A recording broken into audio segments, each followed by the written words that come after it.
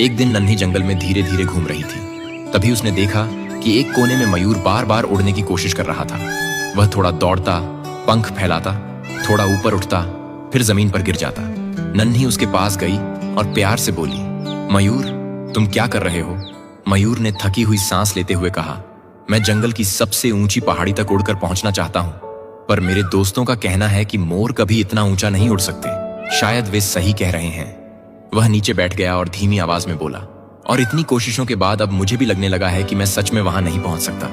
मैं रोज कोशिश करता हूं, यहां तक कि दौड़ दौड़ कर खुद को उड़ाने की पूरी कोशिश करता हूं, पर यार मुझसे नहीं हो रहा। अब तो सोच रहा हूं रहने ही देता हूं। नन्ही ने उसकी आंखों में देखा और बहुत कोमल स्वर में कहा, मयूर, इस दुनिया में कुछ भी असंभव नहीं होता।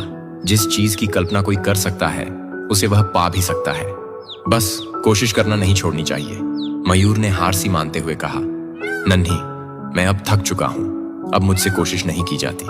नन्ही मुस्कुराई और बोली, देखो, कोई भी चीज इतनी आसानी से नहीं मिलती। उसके लिए हमें निरंतर प्रयास करना पड़ता है, और सबसे जरूरी, हमें कभी हार नहीं माननी चाहिए, चाहे कुछ भी हो जाए। नन्ही की बातों ने मयूर के मन में एक नई रोशनी जगा दी। उसने गहरी सांस ली और कहा, चलो एक बार फिर कोशिश करता हूं। इस बार वह पूरी ताकत से दौड़ा, अपनी सारी ऊर्जा उड़ान में लगा दी, और देखते देखते वह सच में उड़ गया। इस बार हवा ने भी उसका साथ दिया, और कुछ ही पलों में वह पहाड़ी के आधे रास्ते तक पहुंच गया। वह नीचे उतरकर खुशी से चहकते हुए बोला, नन्ही, तुम सही कहती थी। असंभव बस तब तक होता है जब तक हम कोशिश नहीं करते।